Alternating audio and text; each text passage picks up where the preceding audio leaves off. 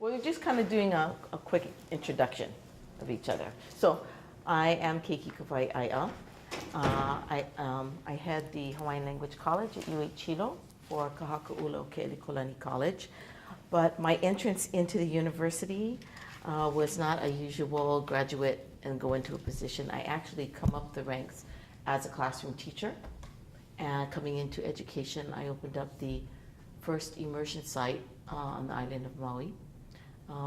But prior to that, coming into the work was with my own children. So at the time I came into the work, there were probably about half a dozen of us. I think not more than that, maybe a little less, that were actually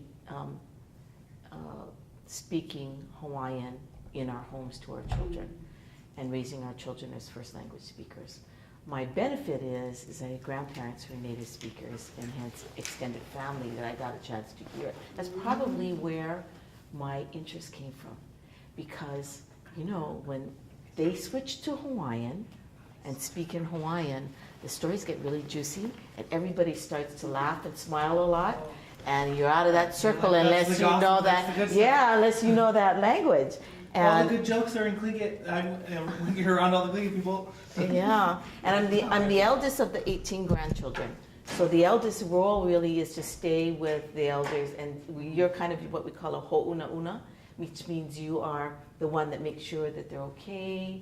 They've got something to drink, something to eat. They don't need something or the assistance with something. So you get used to hanging with the old folks, and I think that experience got me more and more engaged in my desire to understand Hawaiian.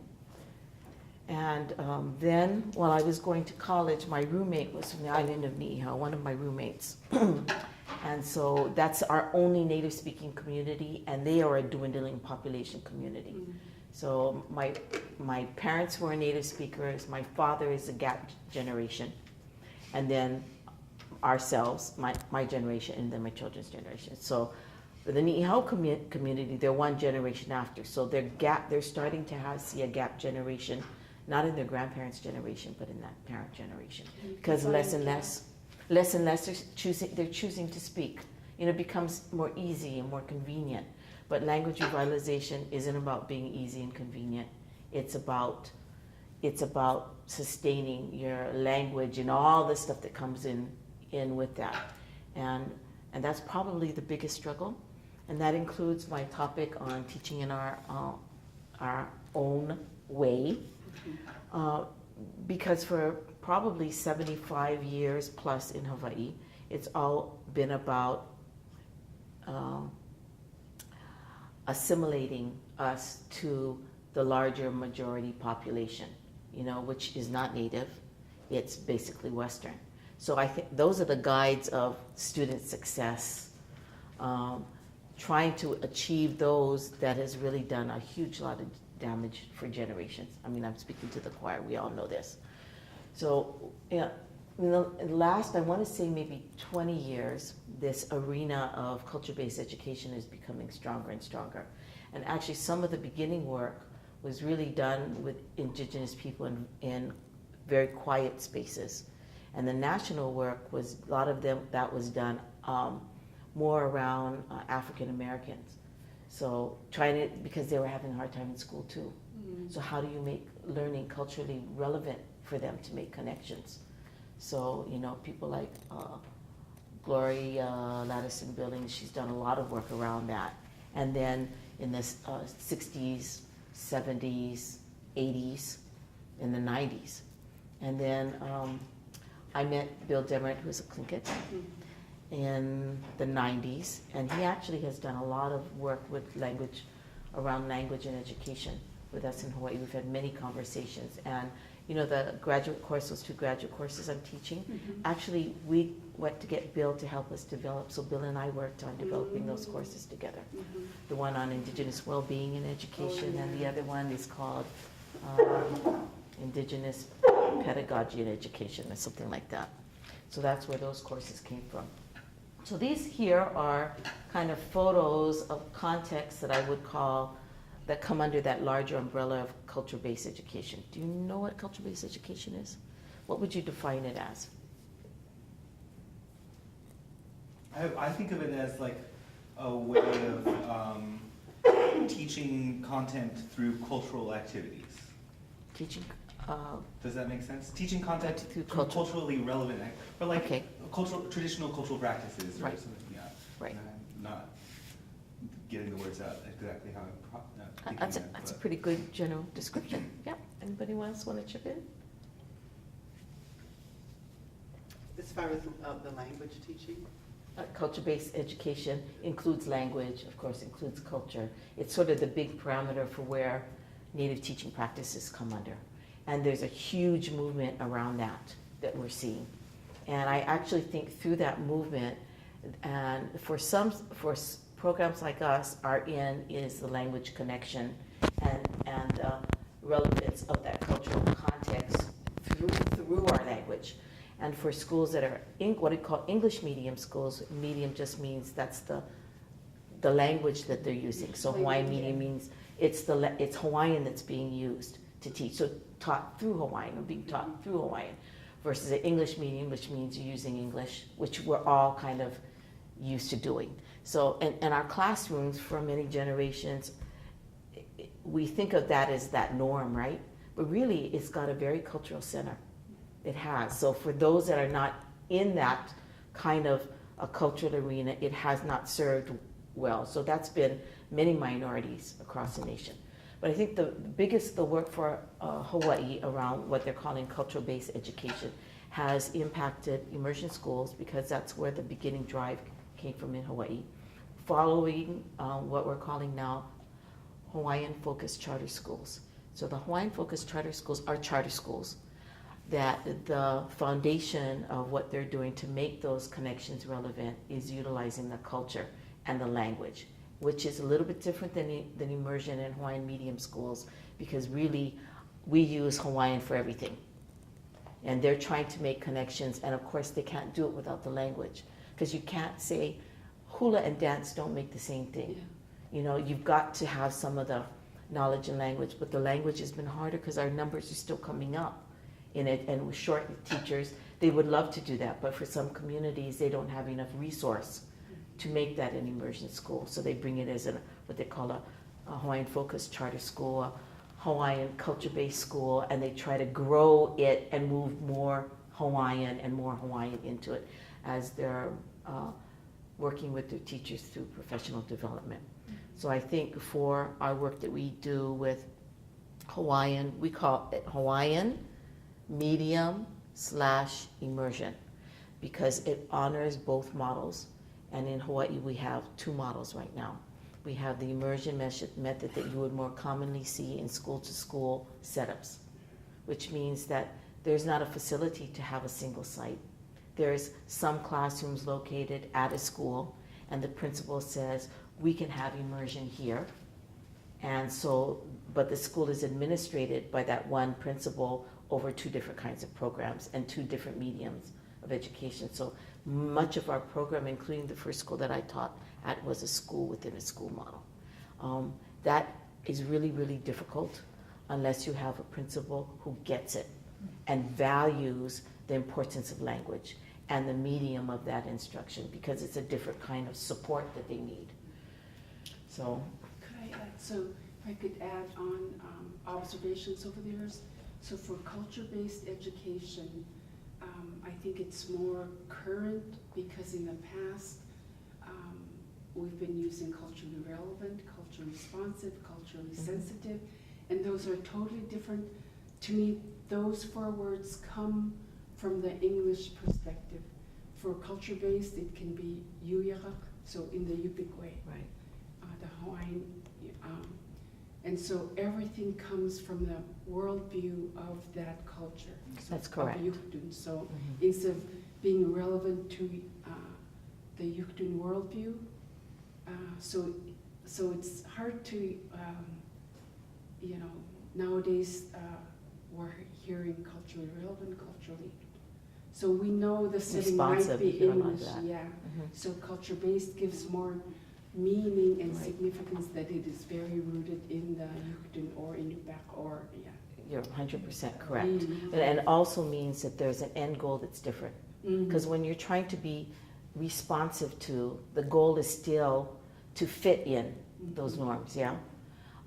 So all of that being culturally sensitive to help make those connections and bridge, but the goal really is to get them in the larger of the mainstream. Mhm. But culture-based, the goal is to bring them into the world of that culture. And of course, all these things have different degrees of how deep they go, and you'll see them implemented, you know, at depths differently. So immersion would be a deeper depth, I think, than some of our Hawaiian-focused charter schools, and they just don't have enough sources for them. So, Could I ask one distinction from your perspective between culture-based and culture-sustaining? mhm. Because that's a newest term now, nationally, internationally. I think culture sustaining has been built over a lot of that work. It still comes under the umbrella of culture-based, Okay. because it just means the foundation. The word based Yeah. equates foundation. Yes. So the foundation is in that culture. That's the lens, Yeah. that's the perspective, and that's also the goal of the environment that you want to create and educate them in. Does that make sense? Yeah. Okay. Anybody want to add anything else? I was trying to It's figure out not- the difference. Oh, sorry. Mm. It's not the same then as like saying teaching language in context, because, or would it? I would say that would be a strategy that would be within culture base. Okay. Yeah, that would be a strategy of an implementation to support a culture-based kind of model. Because you have a model that is driven philosophically by a certain way of looking at it and the outcome of what you'd like to see. And then you have all these strategies to help support the implementation of that way of thinking. That make sense? Yeah. Okay, so, and it's kind of a little bit of how we have, we've had some debate at home around calling something Hawaiian immersion or Hawaiian medium. Because those two words for many years were interchangeable for us. But really, we went and just used the word immersion because that became a national norm. When people heard something immersion, it could be Spanish immersion or French immersion, they got that it was a language that was a medium of instruction. And so they got that. But it also is a strategy of implementation. A strategy of implementation. But you could also, well, let me ask this question. Could you instruct in Yupik or Hawaiian or Tlingit, or could you instruct through that language, but it still not be a culturally relevant classroom? Yes. I see that then at the local Catholic church in our community of Catholic, where the gospel is still read by, with the Bible, but then it's translated into the Yupik language so that the elders And speak. Right, and that perspective of making connections so that they can begin to see in that lens. That's so the language needs to link up with the end goal. And you're right, a lot of our elders were taught or spoken or addressed through their language, but the goal was to move them from their native ways of being to a different way of being. So what I'm going to be talking more about is this native way of being, of keeping that perspective, because at the end of the light, seeing the light, is really being able to stand, to be in that school environment or with the children and feeling like you're really in a Hawaiian environment and the children embraced in that Hawaiian environment. And in order to do that, you also have to have pedagogy and behavior and things that you can still address the content and skills that we have to, but the way in which we address that content and those processes are done through our lens. And we have lots of those answers that have been in our culture and have been sitting there in very quiet, still places.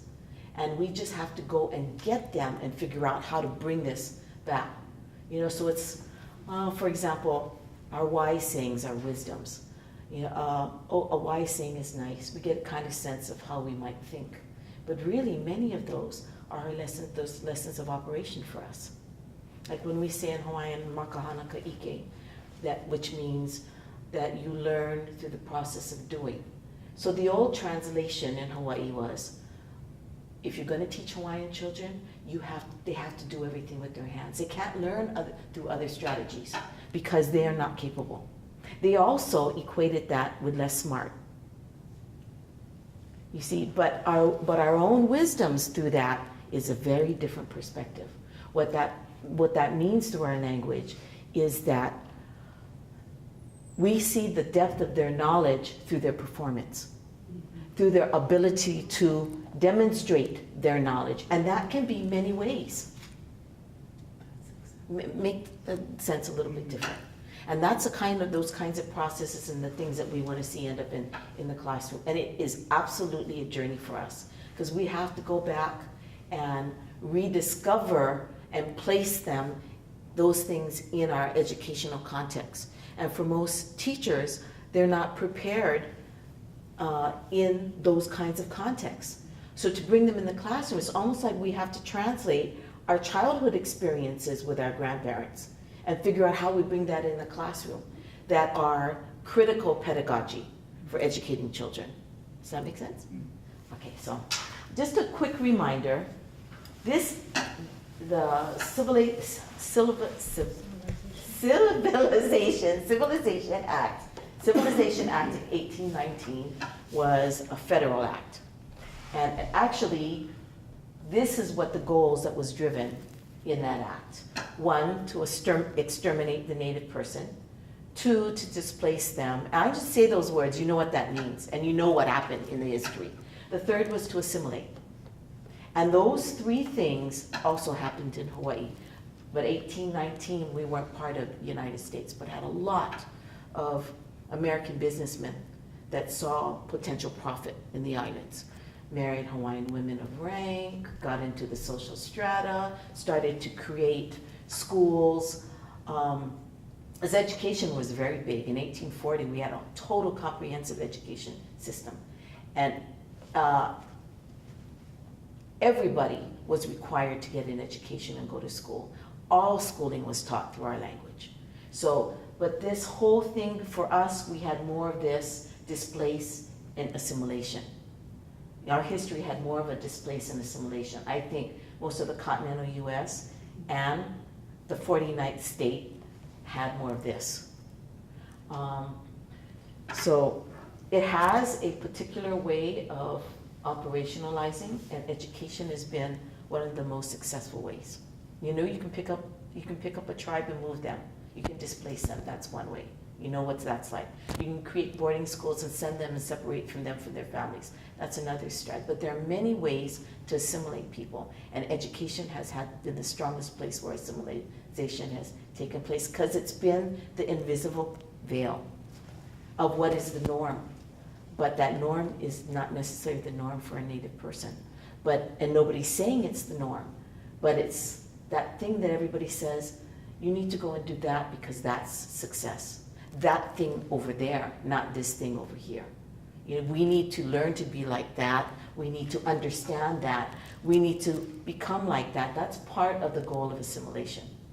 So I just thought it would kind of remind us to roll us back into that, because for both Alaska and Hawaii, we are the only 2 states of the 50 that have our native language, our indigenous language, as an official language of the state.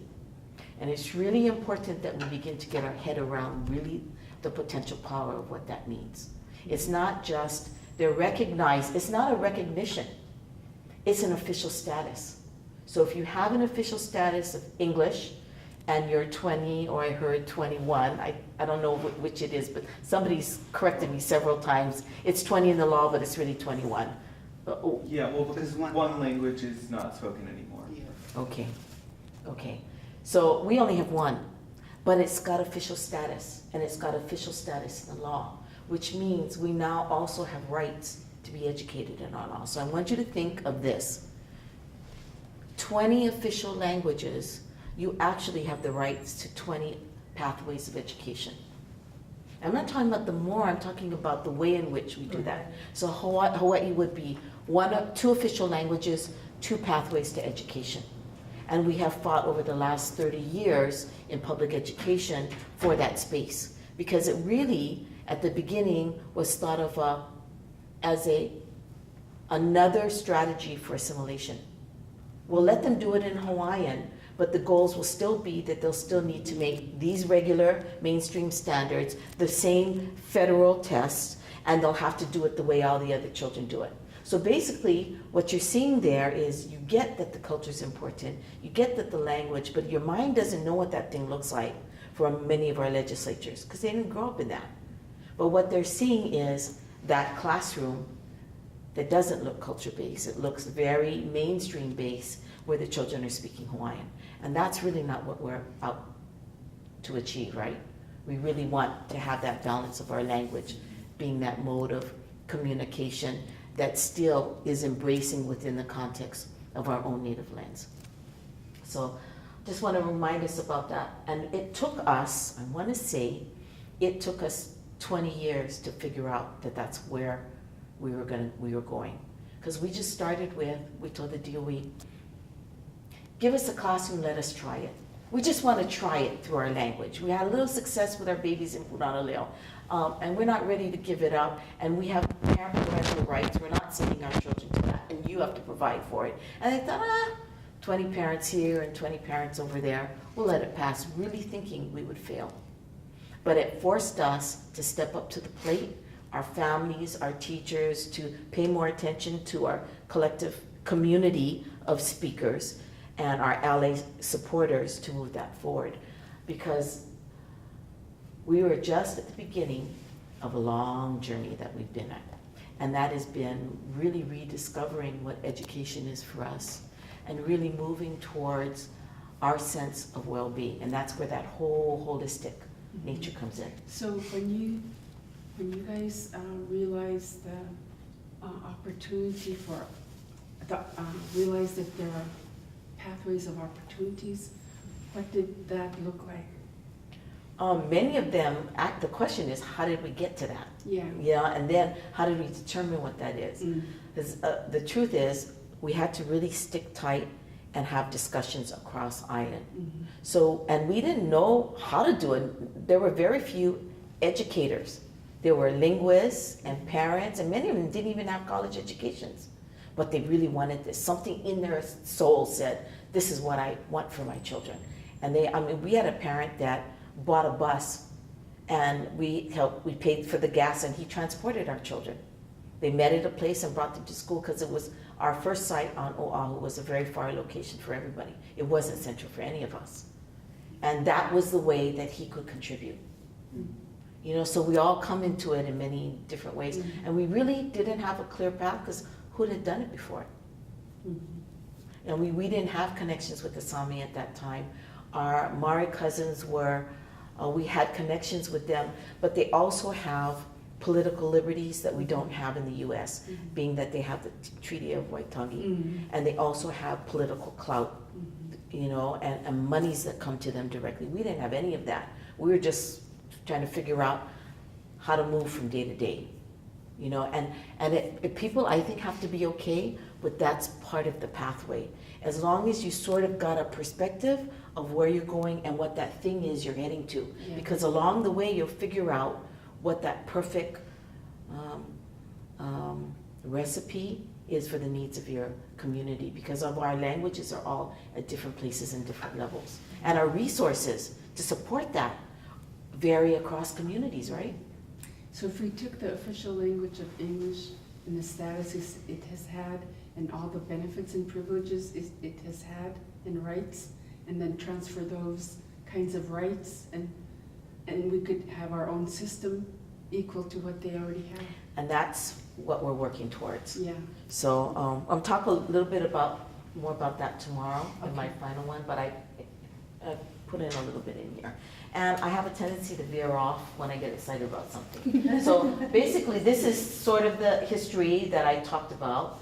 I just kind of like to leave that front and forward, because I don't think anybody can do this work without understanding the history we come from. And our families need to understand that history. They need to understand why they feel the way they do. And sometimes they feel it, but they don't understand how they got there. Because what I have, I inherited part of that from what my grandparents went through and what my parents went through. And I don't understand where that's coming, but I know there's something not right there. And I don't understand that. And that's why it's important for us to understand our history around that and to understand how we fit into that history in terms of the past for the present and in terms of the present for the future. So this is well-known information, that it really takes one generation to lose your language, meaning for it to become in an endangered status. That's what it took for the Hawaiians. Our grandparents did not speak to our parents because it was not the thing to do. Even immigrants that came into Hawaii weren't allowed to use their Japanese names or their Filipino names. They were all given English names because that is how education operates. It is an assimilation policy that I don't think many even ask questions. You're not right? You're feeling good about it, but you're not asking questions because that's how the school, that's how it operates. And you go with how you're supposed to fit into that operation. But we're smarter now, so we can ask questions about what that means in terms of the subliminal messages that we plant through our actions and what that means down the road in terms of what people are understanding and what they're taking in. So 1 generation to lose a language and 3 to recover it. That's what I understand is the data. And if you think about that from my own personal experience, let's put it this way. So my grandparents are native speakers. My father only had a grandmother that only spoke Hawaiian. She never learned English. So he knows quite a bit, but it was never encouraged to speak except for scoldings, simple kinds of commands, you know. So, and a lot of local Hawaiian children have that. So it came to us, we had some of that, but really he was raised in English because that was the indicator of success, speaking good English. Therefore, we were raised in that. So it took 1 generation to get there. So now to get back to that, here at the grandchild generation, being now 2 generations away from that, right? My father didn't have the language, he's giving it to us. And I'm saying, okay, we're gonna speak, my children to speak Hawaiian. So that's my 1st generation. So actually, the 1st generation was really me deciding to make that change. Really, speaking to my children, they are the fighter generation. They're the ones that are they're the salmon up the stream, going against the norm of education, trying to figure out where they are in all of that. Because you can really, it's potentially possible to feel isolated in that experience unless you are creating a very rich, culture-based, relevant environment. I think you would know what I mean because you're in with, you could really feel isolated in that. But if you do a good job, you're making connections in which they start to take on in their own choice of becoming the language warriors for the next generation. Those are now my grandchildren. In our home now, we can speak Hawaiian across 3 generations. So we can be a fully functioning family through our language. So, and it's really through this process from parent to child, that my daughter is having more confirmation about that being the right choice for her and what she's doing with her children, both my daughter and her husband. My children think of it like, why isn't everybody else speaking Hawaiian? What's wrong with them? And my granddaughter will come up and speak Hawaiian to anybody, and then you speak English, like, oh, you're one of those that speak English, and just keep on rambling. You know, so her default language, for both of the children, their default language has been Hawaiian, but they've taken it in differently because this grandchild now has way more people, thousands of people, that she can go into the grocery store, into the bank, into the playground, and hear other children speaking Hawaiian. So it really takes 3 generations to be able to have a good sense of that revitalization. And it's a struggle for those 3 generations, I think. Even we're still only 1.7%, even though she has playmates, it's still not a normal language. It's not the normed language. It's still another language. You know, we don't have the capacity to say we are the normal language. It's the normal language in our home. It's the normal language in our school. It is the normal language in some places of our community. but it is not the standard normal language every place you go in Hawaii. So that generation's got to keep being vigilant. So Yeah. it's 3 generations to really recover it. So an increase in opportunities to reinforce Hawaiian for your grandchildren Right, right, versus our generation. right. And it's hard for us to move here unless we really understand Yeah. what has come to us here to be able to make better strategic, positive choices that set up our children and our grandchildren in much more supportive environments. Mhm. Yeah, we were having that discussion at lunch about boarding school experiences. Yeah. So let's go on to the next slide. So you've heard me, both Pina and I talk about this idea of through and of and about. They have different goals. Is that real clear, the difference? Do you folks get the difference? Mhm. This is only something we started using like 2 years now.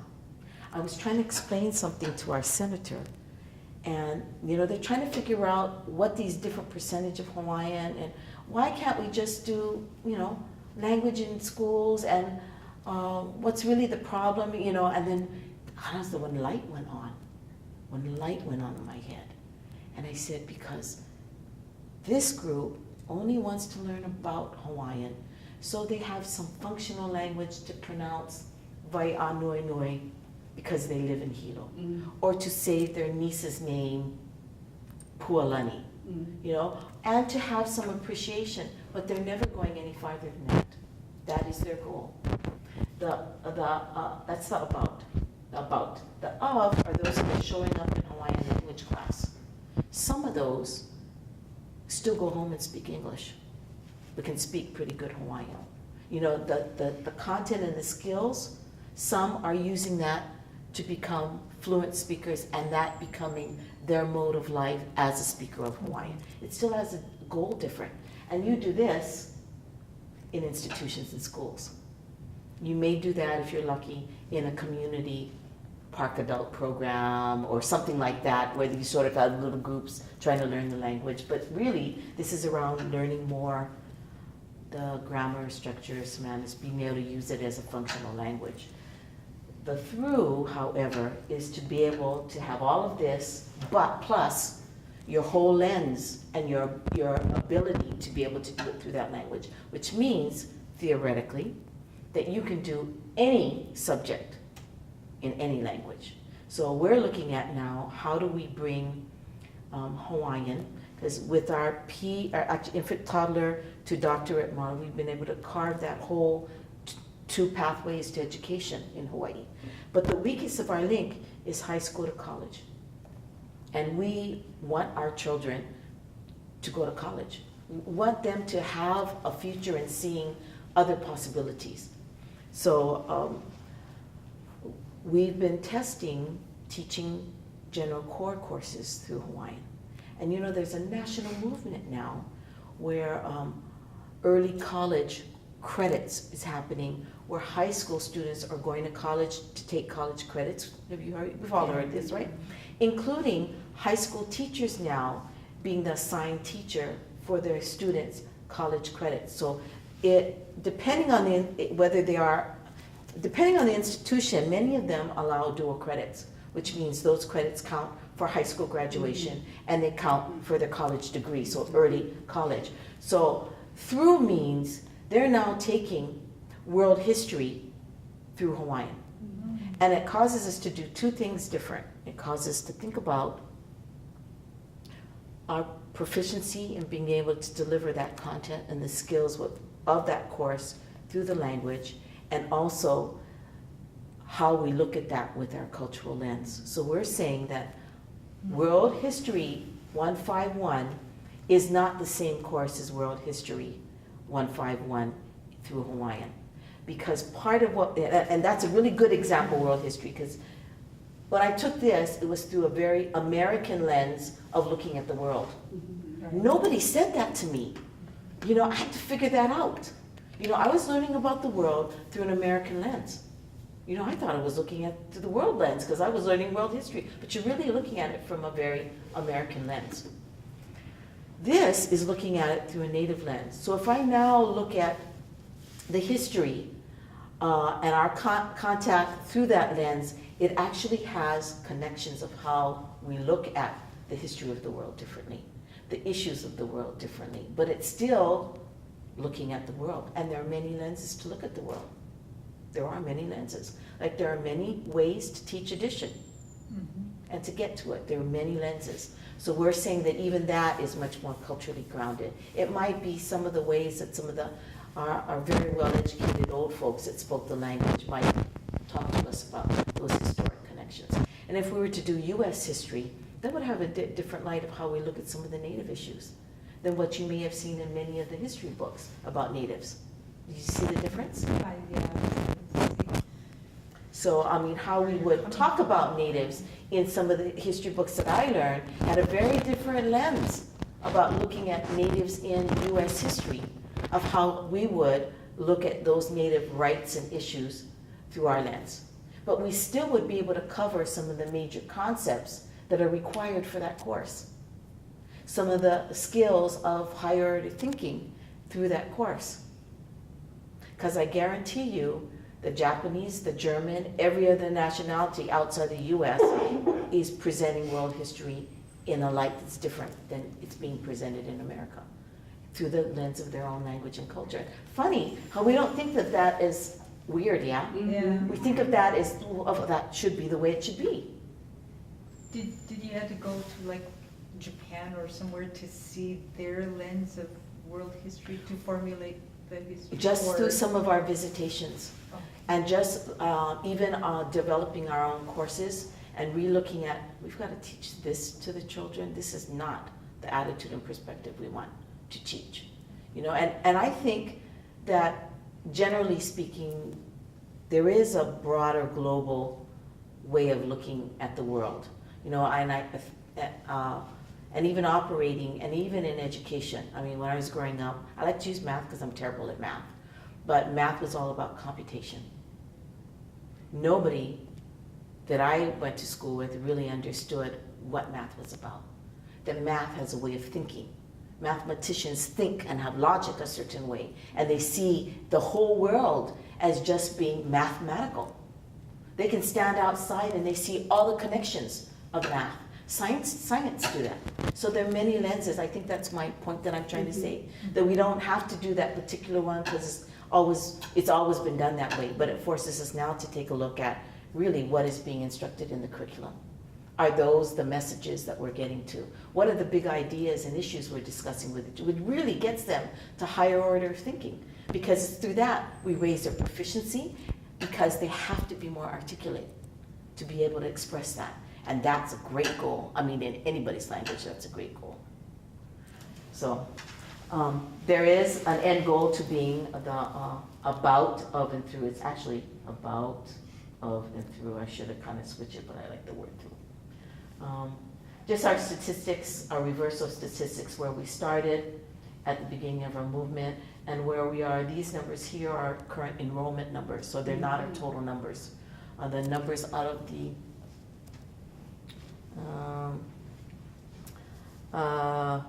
numbers, the national numbers is about 27,000 speakers.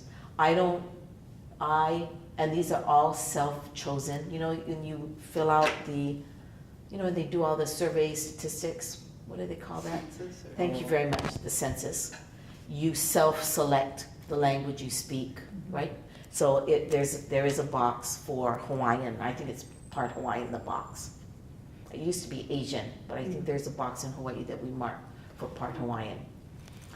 So it must be a national box because that was the national statistics that came out of the last census. Our question is, how fluent is that, you know? But almost half of our Native population now live in the lower 48 of the Hawaiian population across the nation. So I'm just going to go really quick about this, but we often talk about how Native practices are much more holistic. And I think that's also an area when we talk about Native ways of being and doing and educating, that we need to have more discussion with those people that are involved in that educational process, because then it shows up differently about what that means and what the school's role is in holistic and well-being, because the strategies must link up to the end goal. If the strategies do not link up to the end goal, it might not be the strategy we want, right? So if we say that we're very holistic, Native people are very holistic, it means we have strategies that link up to that end goal. And many of those are found in our wisdoms, and they're still found in the way that things are done. In your farming, in your fishing, and we just haven't translated them as practices that can be brought into the classroom. So this model is the model that Kamehameha schools came up with when they put together their wellness, Hawaiian well-being model. This is some of the work that Demerit did, and Demerit is half Lakota Sioux and half Tlingit. Do you know about William Demerit? I do. I think I know him. Yes, he's passed on already, but he's done a lot of work for Native peoples. And towards the end of his life, he did a lot of work with Native groups that were working with their language, revitalizing their language. Because he really felt that that was the new leap of coming out of culturally sensitive into something that really was more culturally based. So as you can see, looking at ways of being, all these ideas of belonging and respect, those ways of being, those ways of well-being leading to excellence, what we see through our Native lens, the contributions of both our cultural and linguistic vibrancy, our health, potency, because you're not going to have very good well-being if you don't have good health either. That needs to be part of the, and your economic vibrancy. All these are parts that really help to ensure a well-being of an indigenous group. This is the WinHEC's current model that is in all of their accreditation handbooks. And that's online, available online. If you go under Because they WinHEC, it's WinHEC, winhec.org, yeah, you can Google. and you go down to the handbooks and you can download the teacher. So just some things that I like people to remember about, highlights to consider when they're thinking about Native ways of teaching. The first is that we've had generations of focusing on our deficits. How many millions and billions of dollars have been spent for more language arts, more math, less PE, less arts, because it's a deficit area. They're not being successful in that. So we must spend more money on that. So the reverse with this whole culture-based umbrella is building on our strengths. You know, to improve our deficits, we build stronger on our strengths instead of trying to beat on the deficits that we have not had very much success. And I think that's across national statistics, there has not been. What is your experience been around that? RTI, response to instruction, based off of the state assessments. The state provides funding to move students from far below proficient to proficient in forms of response to instruction, RTI programs. Is And that these a- are models. Is that a scripted program? Yes, it's a very, very detailed scripted program. That is what you do to address deficits usually. Deficit, yes. You get scripted programs where there can be no error. The teacher also has no power in instructing. The teacher becomes the facilitator, the reader of the scripted curriculum, and you walk them through the steps, A, B, C, D, to get to whatever Z is. Yeah, but it is, I think it is something you do not use in any Hawaiian, even indigenous medium or immersion, because it strips from us our ability to also nurture in process the well-being of the children who we're responsible to educate. So, building on our strengths, not our deficits. That is a basic strategy of culture-based education. This is one that I like to use often. I think I put it in my dissertation, in fact. I call it ancient is modern. I really want, and I want to say this. If our people for thousands and thousands of years had created ways of educating, and educating was it's a natural process. It's a natural process. And ways that have kept them whole for thousands of years, we need to go back and find out what those processes and reuse them as critical instructional pedagogy in our schools, because they are embedded, the processes are embedded through the lens and perspective of our own native being. Does that make sense? So I call that ancient as modern. So when I go back and say makahana ka'ike that I talked about earlier, that's an ancient understanding, but I can bring that into a modern context. You know, and other people are saying, oh, that just means Hawaiians only learn it by tactile learning. That is not what that means. And as a speaker, I can tell you that's not what that means. That is a super critical pedagogy for evaluating success. If you can't perform it, and even in performance, we have critical criteria. You are still need more practice in this. You quite haven't reached that. I think of the quilting my grandmother. My grandmother is a very good quilter. And Hawaiians have created a way of our own quilting. And many of our indigenous groups have done that. We've taken things that have come to us and made them our own through our own ways, our own patterns, our own ways of stitching. And of course, coming up with the finished product doesn't mean that I know it. It means that I'm now through a particular process. And makahana ka'ike, she needs to see how tight my stitches are, how even my stitches are, and the things that she's looking at through her critical eye. Those strategies can go and apply to math. Those strategies can be applied to language arts. We need to go back and figure out how we do that in classrooms. And I think that will look a little bit different from group to group. Does that make sense? Mm-hmm. My grandmother was a teacher in a very small one-room schoolhouse where they had elementary to high school. It was in a small, very rural part of Maui. And you know, when I was little, she loved teaching. And we'd listen to because she'd be so excited what she's planning to do with the students.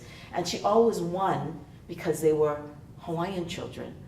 Wanted the best for them, was always pushing them to do more, to study harder, to their excellence to be of higher caliber. And that put a lot of onus on her to always be on the top of her game with what she did with the children in class. And these were children of her community. They not only knew her as the teacher, but they knew her as a person of the community that all the connections of their families. So it's kind of a different weighted issue than people that come out from outside the community and don't have that kind of connection. She really had a responsibility around that. And I remember listening to her talking about how she would teach the students. She really was really good because that's what she knew. The old teachers didn't have formal training. They kind of picked those that were good in school and they kind of trained them on the fly and as professional development. So they mentored with other teachers who were kind of good, and they had to lean a lot on their own upbringing to figure out what are those processes and strategies to make those connections. And so I thought she did really, and so I saw that verification from some of my experiences from those stories my grandmother told me. So, okay, that's another one. We already know about teaching through, of, and about. This idea of relationship, relevance, rigor, and responsibility. I see that as an indigenous process to learning. That the first thing you do in learning is to create a connection and a relationship. Had I not had some kind of a connection to a relationship, here's an example that you probably would be able to relate to. Hula. A lot of people like hula, but the truth is not everybody loves hula. And those that want to become dancers have had some kind of connection to it that drives their interest to learn more about that. Just that point is a strategy. How do you make better connections to hook them into and bring into the context? So if it's math, you're not going to teach me to add using acorns. We don't have acorns in Hawaii. I don't get that. But you might want to do that with counting the taro in the taro pouch, of which I'm in all the time.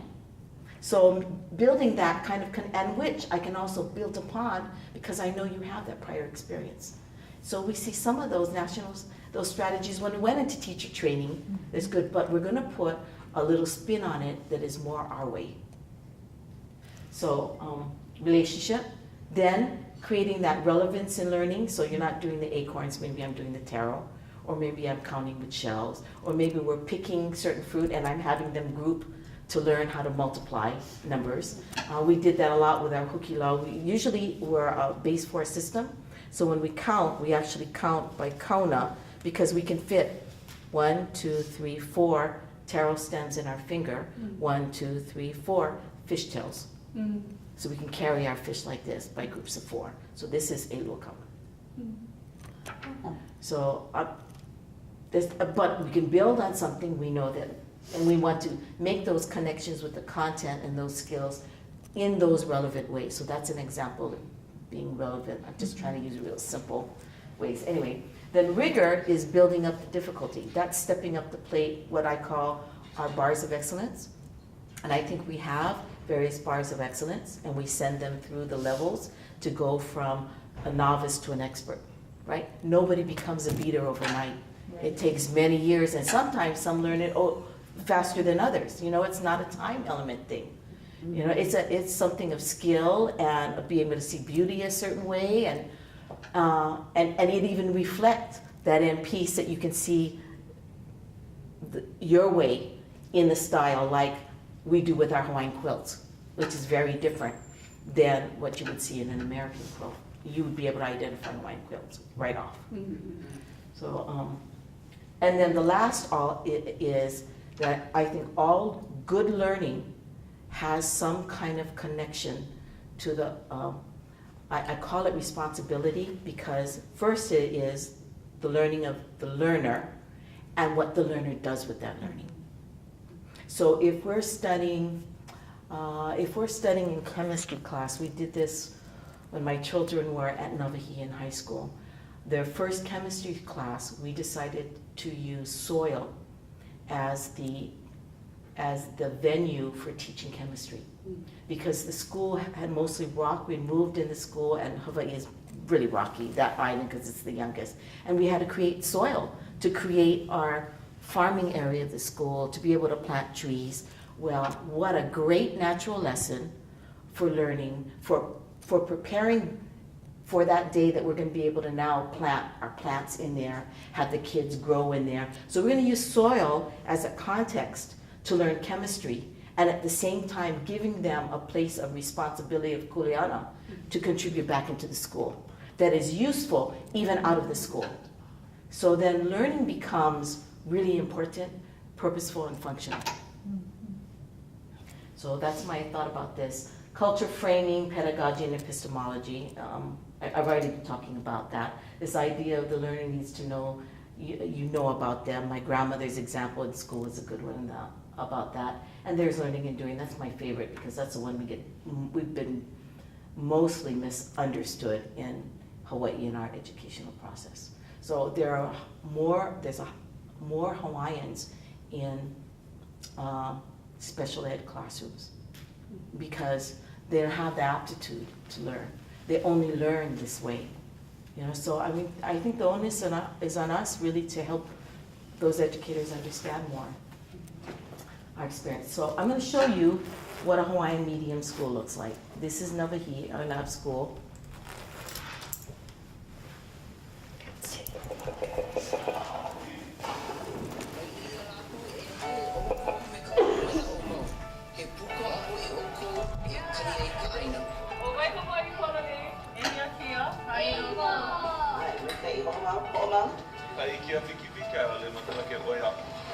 Taking bath out on the community. Ka olewa ka mea e ho'opili ai ka poe ke kahi me ke kahi he lahui a lokahi ma luna o ke te ana no no. O ka whaioli o kui no e aha o makahiki. Walila no kako ka poe Hawaii. Aia ma loko ka kako olelo ia mau au au ka ike he Hawaii. Aloha uilani ana kui no hopa mo no osina. Lele he kokua ka ike ani ka olewa Hawaii. I ka hoi ana I ke rā kuana ike ao.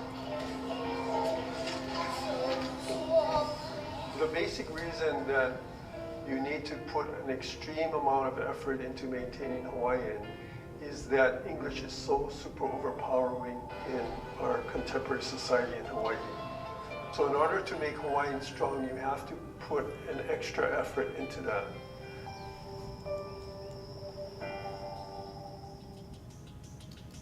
This is the vision of Navahio Colonial Pool School. Nestled in Puna on the island of Hawaii, Ke Kulo Navahio Kalani Opu'u is home to a preschool through 12th grade program pursuing academic success from a solid foundation in our language and culture. Olelo no e au. Hea ka mana'o o kia, olelo no e au. All modeled after one of Hawaii's legendary figures. Born and raised in the school's home of Puna, Joseph Koho'oluhi Navahio Kalani Opu'u served his people in many ways as a legislator, a lawyer, and even a newspaper publisher. E kuho halike o Navahi ma muli o kona ano he kanaka aloha la hui o ia ka mua. A leila aloha aina, aloha ho'onawa. It's Pila's wife. I ko'u mana'o o ia ka waiwai nui o kēia papahana o ka nu'ukia o ke kula no ane I ko kakuola no ka mea no ane I nei noi.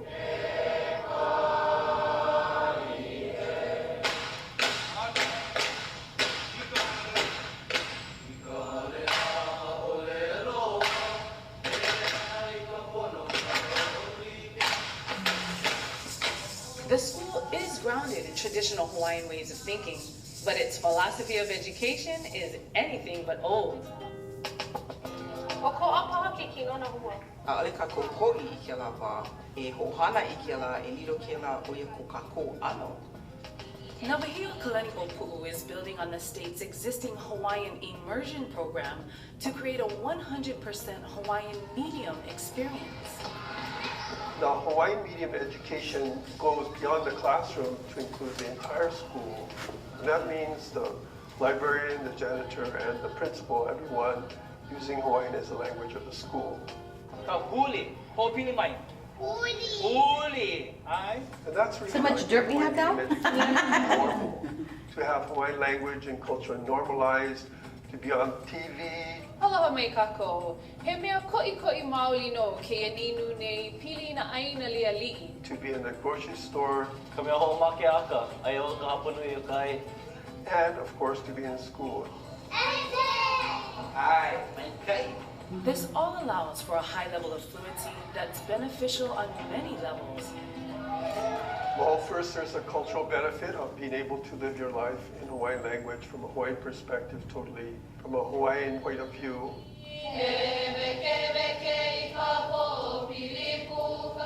However, there's also academic benefits. Research has shown throughout the world that children who know two languages really, really well have a cognitive advantage over all other children.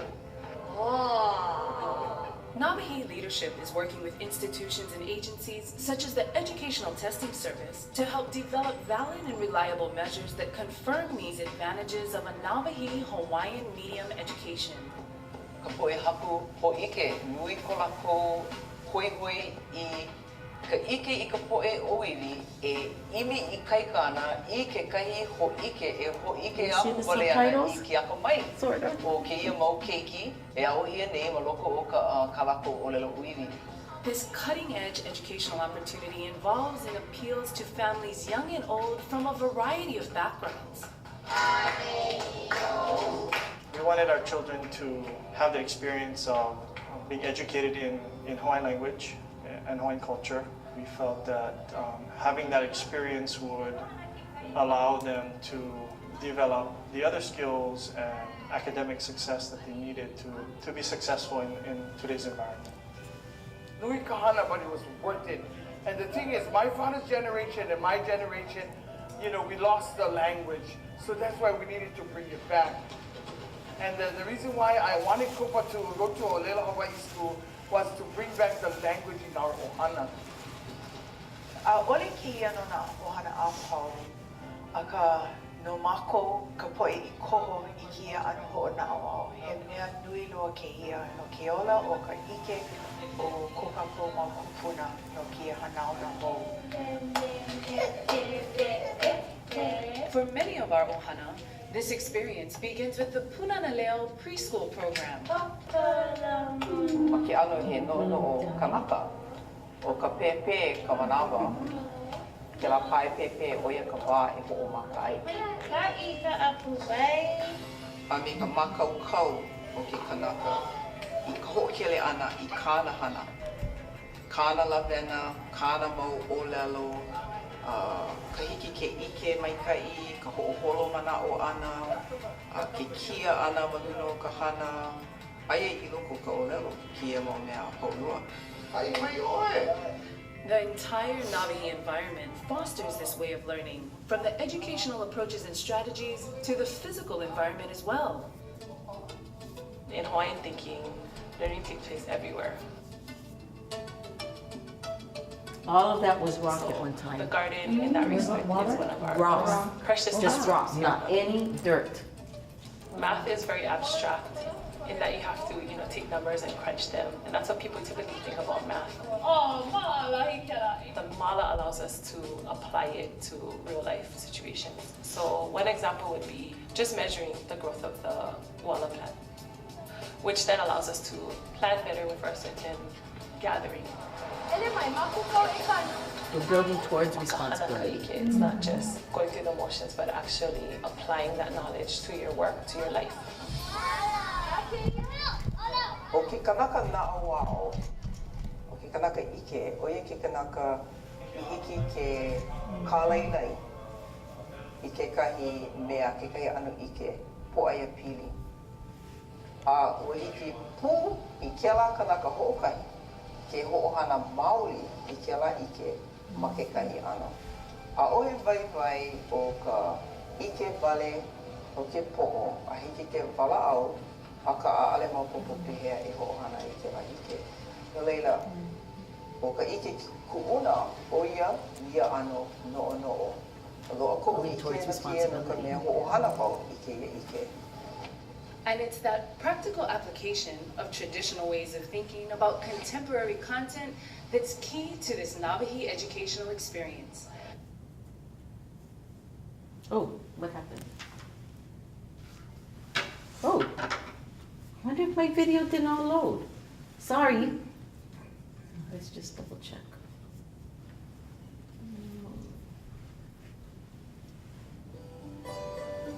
Peo puni pala pala ko'u. That's the Mine one. is the kingdom of education. Hold on a second. Is a quote attributed to. Where are we?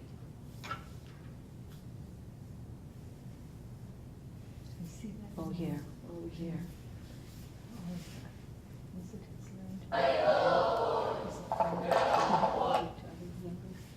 It's almost done anyway. A o hiki pū I ke la kanaka ho'okahi. O ka ike ku'una, o ia ano no'o. Loa ko'u ike no kia no ka mea ho'ohana wau I ke ia ike. And it's the language of the school. I don't know where it is. It must be that it didn't all load. But I think you get the general sense. Okay, so where do I want to aim us to?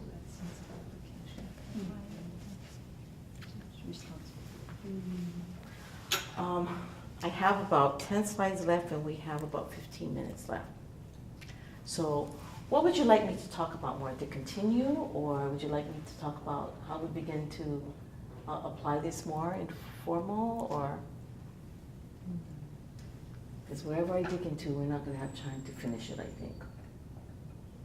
At home we have a lot of these camps for kids. Because I've been to one and I taught the language up there. It's up in the river area. And then there's one across the bay. And I think the villages have their own. But they mostly teach cultural stuff like, fishing and things like maybe cutting them.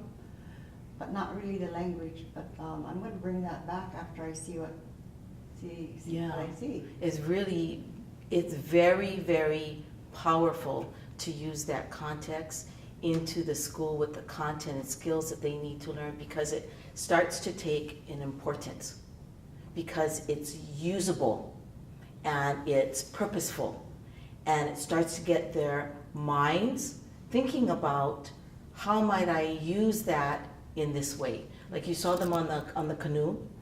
Well, I forgot which courses, they're doing several courses on the canoe. So it's more than just learning how to sail the canoe. They actually have to learn about wind velocity and the currents underneath, and they have to plot courses.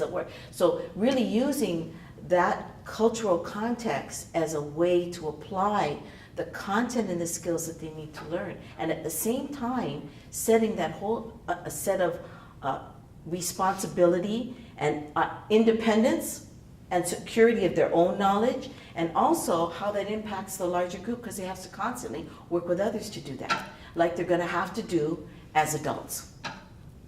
But finding more ways of doing that, I think we're finding a lot more success. Their test scores are coming out way better, and I think because they're retaining it in a different way. Right. They're seeing a connection to other connections, and they're using these connections to make other connections for other more complicated coursework. So instead of teaching to the head of content and skills, they're finding contexts of which to use to teach them within. Culture-based learning is around that. It takes time to train the mind to think and learn in that context. Right. And as you're going through the process of learning, so are you improving your social skills, because you have to learn to make decisions and work with, those are life skills that many smart people don't have. You know, and they're important life skills, human skills, I think. And I think we have a natural way of we already know that. We already know that. It's figuring out how to bring that into the classroom and in the environment. And you know what, there is a thought that it takes so much more time that you can't get to the end of the book. But really good teachers can look at a content of what they need to teach for the year, pull out all the major concepts that they need to cover in that year, and figure out the context of which they can teach all those concepts, the content and the skills in. And if you really take a look at education like that, you actually are building more towards well-being. That is my take on it.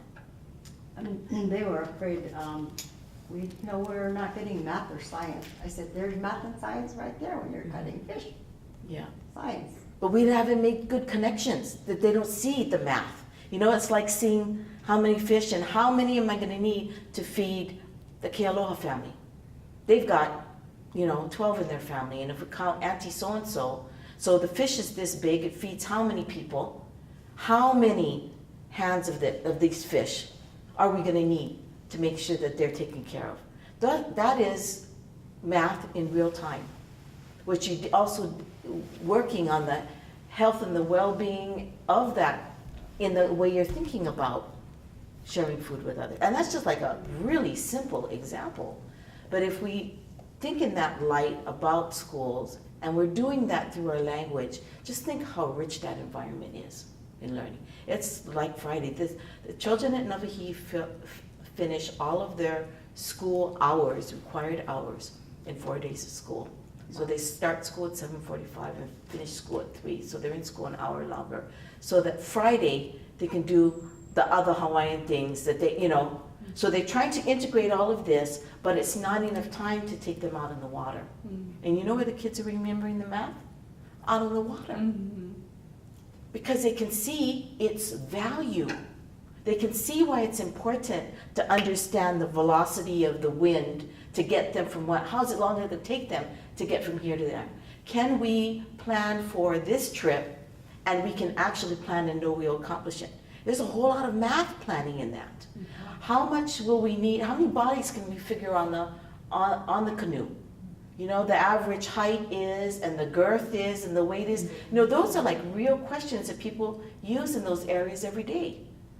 So those are the kind of directions I think we want to move in Hawaiian language or indigenous language settings that really bring together the purposefulness of perpetuating our language into the context of high quality education.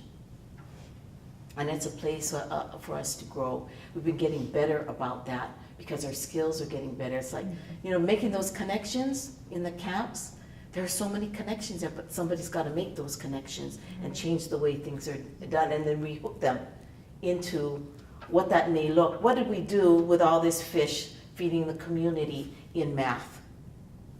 You know, and after a while, your mind starts to think like that around you. I think those are really healthy directions to go. What I don't have time to share with you is I've actually created a process, and I just skimmed the surface in my last presentation, but what I've done for teacher education around training them to plan curriculum units in that way. And it works really, really well. I've gotten a lot of requests to teach DOE teachers how to do that, because that work in high concentration Hawaiian is because it works really well. So, and I think the secret is not mine. It's like, Yoko was talking this morning. You've got to know how to see things, how to sit quiet and how to listen, and how to learn from those quiet spaces. You know, that your mind starts to understand things in a very different light.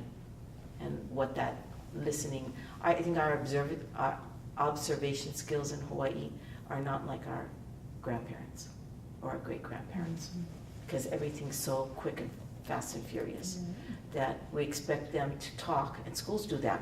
You know, I think Western schools do that. I want to know, Johnny, what do you think about this? But Johnny may not understand enough to really talk about something valuable about that thing. What do you think? Thinking about things for a Hawaiian sense is having had some quiet time to think about it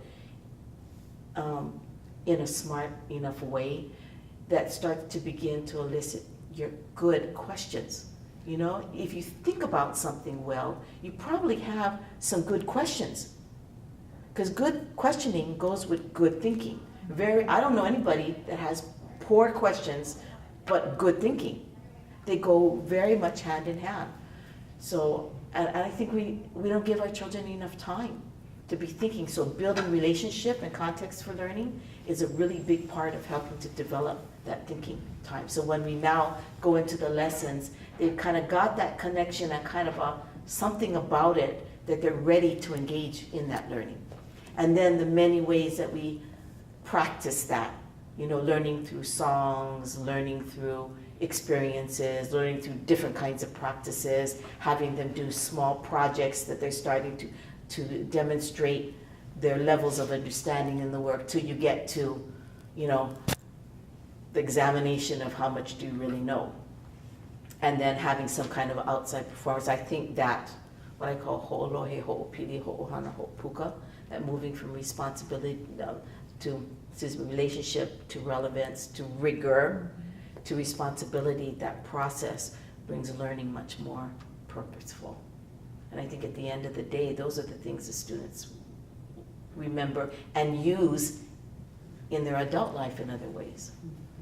So. Wow, I've already got mine going already. I do that all the time, you know, I use whatever I have. As far as this math and science, you know, they could bring the certified teachers over, the science teachers and math teachers, to help them out with the curriculum. I mean, that's just what through my head when you were talking about. Yeah. So. And I think our kind of schooling needs to have more of that. And I think those that plan and prepare the curriculum for that really are different people than vendors. So, and we all know that there are only 3 or 4 states in our nation that have the major push of bought curriculum. Did you know that? Yeah, 3 or 4 states that really do the bulk of our curriculum. The big vendors where we buy it. Big companies that develop the tests. The tests and the textbooks and the RTIs. Yeah, the only difference I see is you have your population is more, got more people than in our area. I think there's like 11,000 people in Northwest Arctic put together in all of the villages. You have way more speakers than we do, native speakers. We use the number 50, but the truth is we think it's 20 if we're lucky. Yeah, because our speaker generation was my grandparents' generation. You know, I'm in my 60s already. So this gives you a sense of the timing. So those few speakers were really our gap generation that were born, that were raised in the real country areas. They just were impacted differently. They've been able to hold on to their language and most likely grew up with their own grandparents. You know, and to our luck, we have a few left, and they're in their 80s and 90s. So, I mean, if we didn't start when we started, there was no way we'd be able to revitalize our language at this point. It was that critical for us. And we're still in a really, you think of that numbers, I'm a second language speaker. My daughter is a first language speaker, and so is her daughter, but being raised by a second language speaker, there are some differences between the language that my grandparents knew and the language that I knew that my daughter knows. So it's kind of some different kinds of questions we're asking ourselves. What are those other places that we need to get them to that place of knowing that our old folks did through the language? So we've got to do that 3 generations of vigilance and up the quality of the way in which we teach them. That's how we're going to get there. We can't do curriculum books and just translate that. You do that for the short term to get you in the door. But if you're really serious to get them to that elder, they've got to be in places like our elders were in. They've got to be asking questions like they did. So, and those are global questions now. Water, the quality of water, global warming. I mean, you can go sustainability. They're so basic, but they require high order thinking. Math, science, language, art skills. So, and the knowledge they knew, you know, scientists haven't discovered yet. Oh, yeah. You know, so we have a long distance. So while we're revitalizing our language, we're also revitalizing, I think, or re-empowering our knowledge pool. That's what the power of culture-based education. That's where we want to go instead of saying, it looks like a regular classroom, but I can hear you there. That's not where we really want to go. We want to know that they can get to those places and start to see and understand the world in ways even more multifaceted than what is available to them in our textbooks and curriculum being taught in schools. Anyway. That's what we're gonna have to use in our area now. Second language speakers, or, you know, train them. Yeah. They're going, the elders are going, I'll be going, me and my husband will be going soon, you know. There's only a few of them left. But in the Quebec Valley, the speakers are more there than in Kotzebue area. It puts a huge responsibility in our elders and our young people. Because one, it's a huge responsibility, I think, at that age to carry that. But it also is a huge responsibility for the young ones because they have to learn how to listen well. And our young ones don't necessarily have patience and tolerance as a generation, you know, in the same way as the generation before them. And I think social media is making it worse. There are good parts about social media about communicating, using it as a communicating device, but there are bad parts. I mean, people just don't have tact. They don't know how to watch their language. Things go viral all the time. You know, so I mean, those kind of subtleties are cultural subtleties as well. So, Keiki, I want to ask for the Hawaiian medium, the schools, that's the first question is on, you know, everything, the curriculum, the teaching, the language, et cetera, is all in Hawaiian. Yes. The worldview, the language, the culture. I would say that it shows up differently in different schools. In some of our schools within schools, you might not see as much of that because it's being administrated by a principal usually that doesn't speak any Hawaiian or see that worldview, and the bulk of their student body is in the mainstream, but they're sharing that facility. Versus a school like Nawahi, that they're a full Hawaiian medium school, and the curriculum is a decision that the whole school makes with input from the families. So just the operationalizing of that school is very different. So that's what I was going to go to next is where does the Hawaiian content come from with your Hawaiian teachers? I know at the university level you also have that all in the language. So do the elders have a role at your university and at the schools? They have over the years. As we have less, we also have less participation around that. It's not that we have less participation really, the word is we have a severely reduced resource. You know, so they do come into our college, they also work at our lab schools. All of us try to bring in as many as we can, but remember I said, we're lucky if we have 20 left. And only a portion of those 20 are on our island. So, yeah. The luck for Hawaiians is we have a huge repository because education was once taught all through Hawaiian. So we have all of that.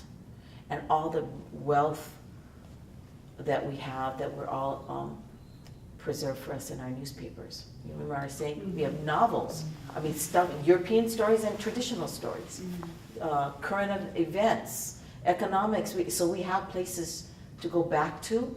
And for us now in education, it's the ability to know how to utilize those resources in a way for utilizing sort of that ancient is modern kind of thinking. It's doable, but it's something that you just don't churn out in one day. It's a process for us to get better and better at, like increasing your amount of your immersion schools or your Hawaiian Medium schools.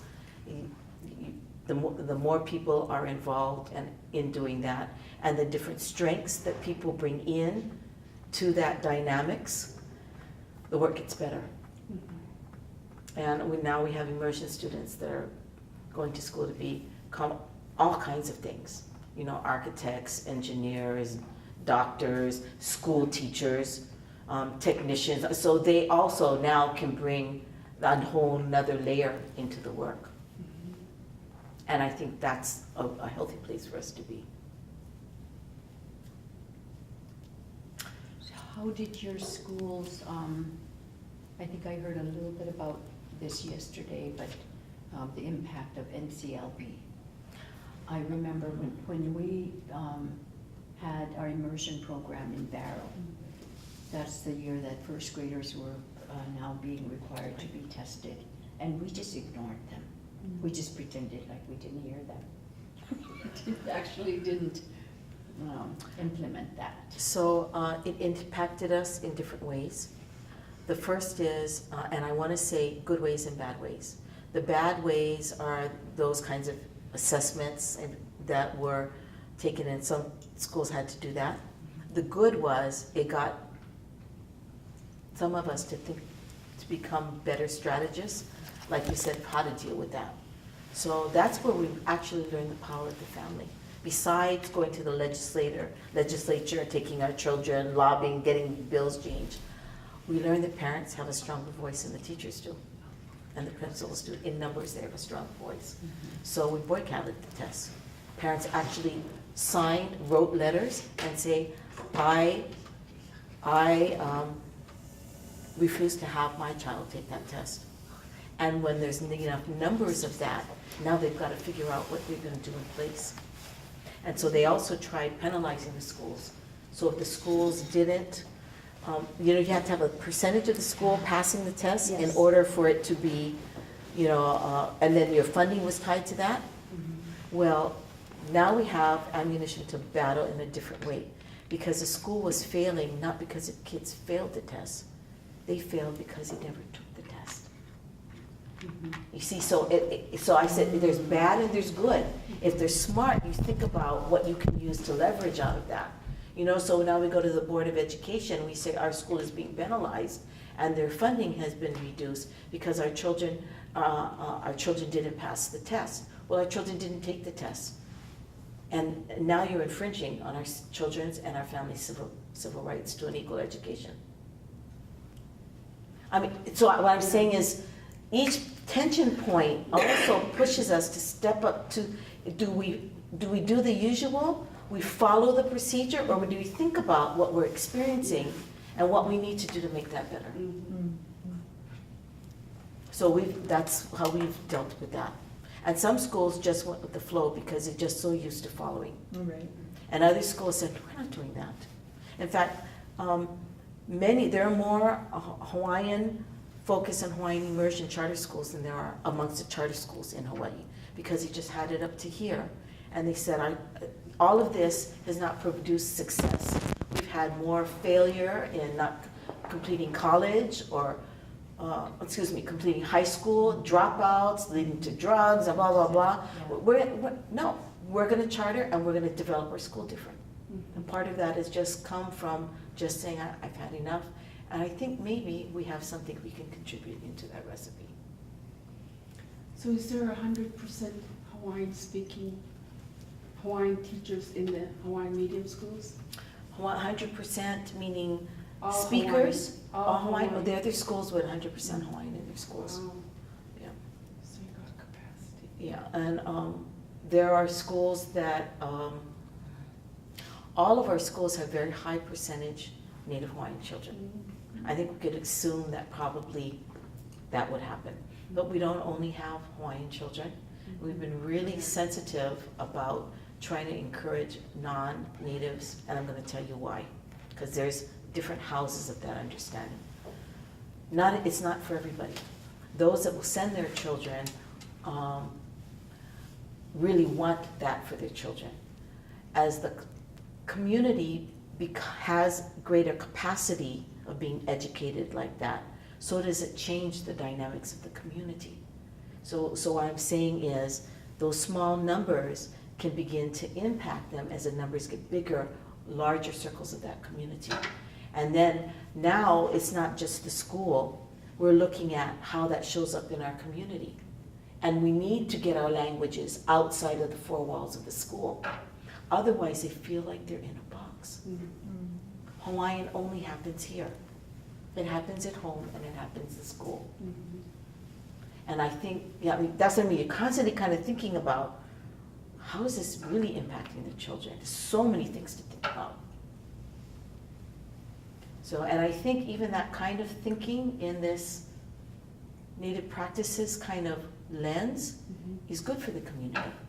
So the Department of Education 2 years ago approved a brand new, what they call an E3 policy, and I'm past my time. Got to keep you 3 or 4 minutes. Yeah. Okay, an E3 policy is what they call an implementation policy. So we have policies that come from top down, so you must do them. And we have policies that are called implementation policies that carry the same weight. The process of how they implement them are different. So it means you take that policy and you begin to work with schools and to multiply the number of schools that are doing that. So it's kind of from an inside out versus from an outside in process. And so this E3 policy, that's called the Naho Pena'o, was highly influenced by immersion and Hawaiian focused charter schools. But it re-looked at it, the whole gamut of education for the whole Department of Education, which we're a state system, through this lens that's called O Hawaii ke kahua o ka ho'onauau, which translated means Hawaii is the foundation of our learning.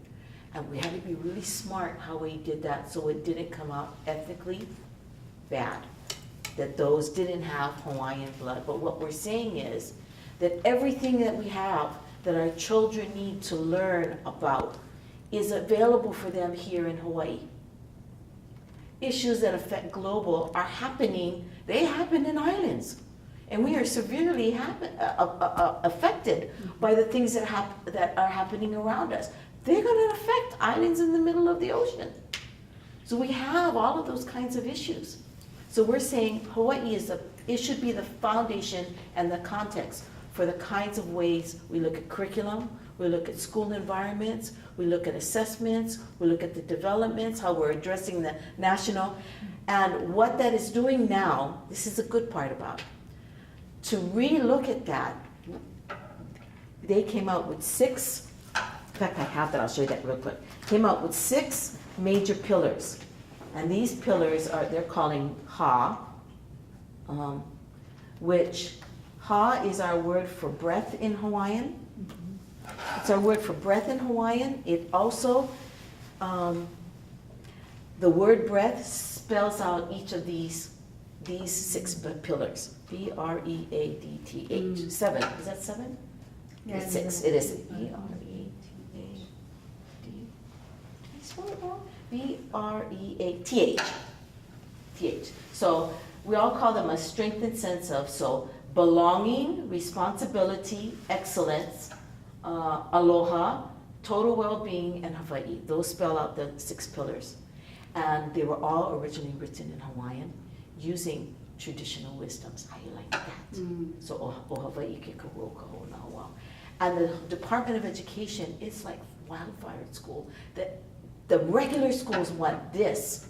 Really? They want to develop this sense of responsibility in our children, them to be more responsible. They want them to have this sense of what is excellence in my performance, in my attitude, in my behavior, right? So all of these things, aloha should be everywhere. What does that mean? Is it a word? Or does it mean something in the way that we treat and care for others? And how do we deal with that in treating their social skills? And go across the curriculum. So these pillars use our traditional wisdoms, were originally written in Hawaiian, and then we started to sit and have conversations about how does that translate into what that looks like in sort of statements of what that looks like in a classroom. Is there like the impact values we have? They may be something like the impact values, because I think many of those values are, I would say, universal, but through our lens. Because the whole idea of aloha is a universal concept, but the way we Hawaiians look at aloha is going to be different than somebody in another place. It has a cultural way of exchange. So this is an impact of immersion on the whole system now. Isn't that interesting? So the solution is coming from home. Right. Now they're going to be looking at curriculum and test. They're looking at testing different.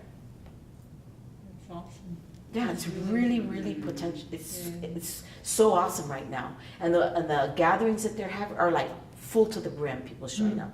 And teachers are saying, where have you been? Where have you been? You know, so my point to the Native question is, absolutely, we want all of our people to speak and be speakers and practitioners of our language. But also, by allowing broader space for that, do we also help to enhance that in the broader of our community, which gives larger, healthy places for all of our Native children? Yeah. And there comes the responsibility of what you've learned and how you apply it, and then sharing it with them. Right. And our local children, they know who's Hawaiian and who's not. You know, saying I'm Hawaiian because I'm a resident, local people, they get that. You know, and they'll say I'm not Hawaiian. You ask Billy, he says that all the time. I'm not Hawaiian. I'm white. I'm married to a Hawaiian. I have Hawaiian children, but I'm not. You know, so he's a strong ally. He's been a strong advocate and utilized his skills to the T. He's got very good lobbying skills. Oh, is this on the? Tell him to cut this part off. We can probably turn it off now. I don't know if I want that going out anyplace. But that's what we want from our people, to figure out where each of us, our place are, to elevate the whole thing. Yeah. The best of our speakers, our strategists, the best of our practitioners, our classroom teachers. Teachers know a whole lot on how to make connections with children. We're looking at the environment. That one there, what each circle is, you know. Each circle was just a way for us to do a simple diagram. So I'll read you, let's see. This one is, this one isn't the English one, this is the Hawaiian. It even wrote what excellence is in Hawaiian, all of these pieces. And so if you get on the web and you Google just Na Hopena'a'o, or Hawaii Department of Education, HA standards, the document will come up in Hawaiian and English. So you can actually read more about it on your own. I think it's got a lot of potential that others can use. The short word is HA. Isn't that neat? Yeah. And you know, when we came up with this, we didn't realize that. After the meeting, the gang had gone home and somebody said, hey, you know, this thing smells breath. Oh my God. Because the word for hopena'a'o means learner outcomes. That's what hopena'o, the end result of our learning. So those are your learner outcomes. But the abbreviation spelled the word ha, so it got us right back to looking at these as a model for well-being. Did you just feel like, wow, we've been kupuna driven and directed and walked along this journey. It was so cool. So, thank you everybody for your patience.